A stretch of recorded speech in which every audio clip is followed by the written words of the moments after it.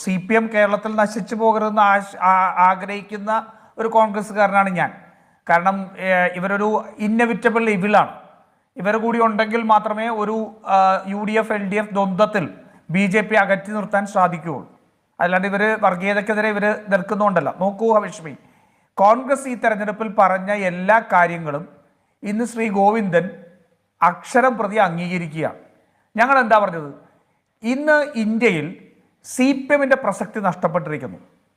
LDF എന്ന് പറയുന്ന അല്ലെങ്കിൽ CPM, ഞാൻ ഇടതുപക്ഷം എന്ന് പറയില്ല, കാരണം ഇടതുപക്ഷം അല്ല ഇവർ തീവ്ര വലതുപക്ഷമാണ്.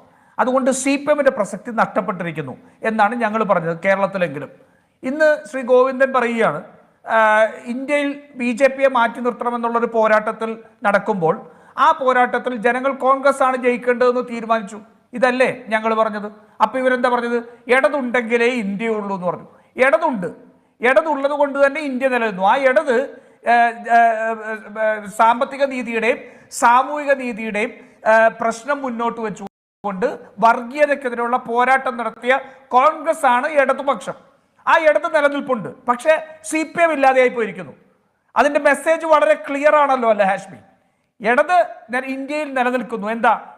ക്ഷേമ രാഷ്ട്രീയത്തിന്റെ, ജനങ്ങളുടെ പ്രശ്നം പറയുന്ന വർഗീയ വിരുദ്ധ രാഷ്ട്രീയം കോൺഗ്രസ് ഇന്ത്യയിൽ ശക്തിപ്പെട്ടു. 9 കഴിഞ്ഞ് 102 സീറ്റിലേക്ക് കോൺഗ്രസ് എത്തിയിരിക്കുന്നു. പക്ഷെ ഞങ്ങൾ ഇടതാണ് എന്ന് പറഞ്ഞ് ഇടതുണ്ടെങ്കിലേ ഇന്ത്യയുള്ളൂ എന്ന് പറഞ്ഞ CPM ഇന്ന് ഒരു സീറ്റിലേക്ക് ഒതുങ്ങിയിരിക്കുന്നു. ഒരു കാര്യം ഒന്ന് ആഷ്മി ഇതിൻ്റെ ഇടയ്ക്ക് ഒന്ന് ആലോചിച്ച് നോക്കൂ.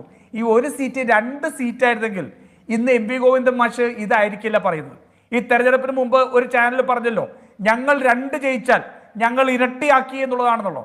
അങ്ങനത്തെ വരട്ടുവാദം പറഞ്ഞ് പിടിച്ചു നിൽക്കാമായിരുന്നു. അതിനിപ്പോ ഒരെണ്ണേ ആയിട്ടുള്ളൂ എന്നാണ് ഇതിനകത്തുള്ളത്. ഇല്ല, ഇന്നിപ്പോ ഒരു വരട്ടുവാദം പറയുന്നില്ല. ഇന്നിപ്പോ സാധാരണഗതിയിൽ ഗോവിന്ദ മാഷ് ഉപയോഗിക്കുന്ന പാർട്ടി ജാർഗൺസോ തത്വചിന്താപരമായ വാചക ശകലങ്ങളോ ഒന്നുമില്ല. ഇന്ന് ജനങ്ങൾക്ക് മനസ്സിലാവുന്ന രീതിയിൽ പാർട്ടിയുടെ ജനത്തിന്റെ മനോഭാവം മനസ്സിലാക്കുന്നതിൽ പാർട്ടി പരാജയപ്പെട്ടു എന്ന് പറയുകയാണ്. ഘട്ടത്തിലേക്ക് ഞാൻ വരാൻ പോയതാണ്.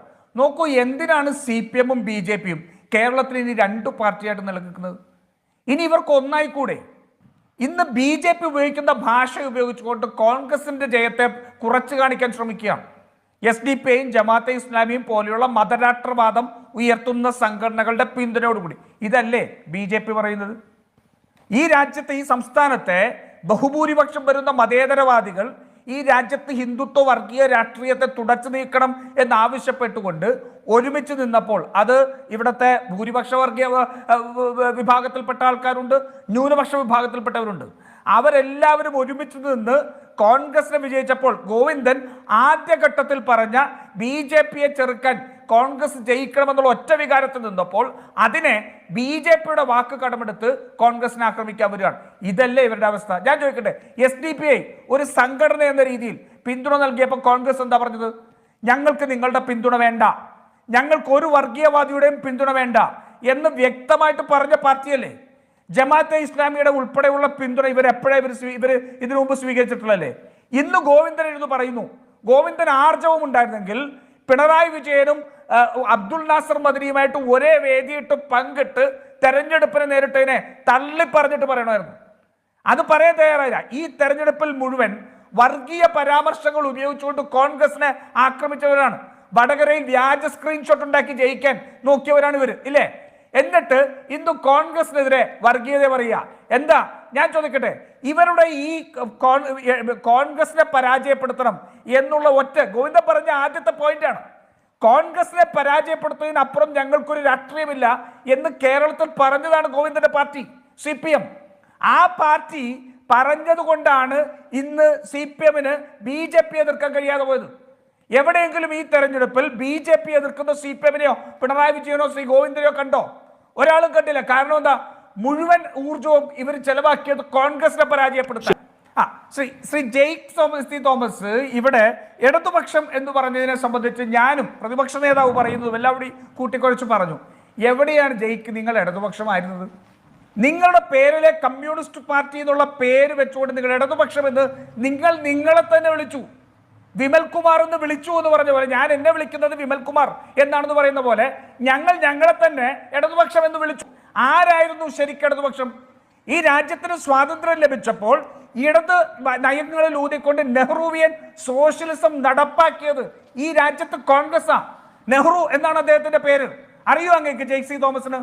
ആ കാലഘട്ടം മുതൽ ഇങ്ങോട്ടേക്ക് വന്നിരിക്കുന്നത് മുഴുവൻ പൊതുമേഖലാ സ്ഥാപനങ്ങൾ ഉൾപ്പെടെയുള്ള മുഴുവൻ ചരിത്രവും ആ ഇടത് രാഷ്ട്രീയത്തിൽ ഊന്നി നിന്ന കോൺഗ്രസിന്റെയാണ്. വർഗീയതയ്ക്കെതിരെയുള്ള നിലപാടെടുത്തത് കോൺഗ്രസ് ആണ്.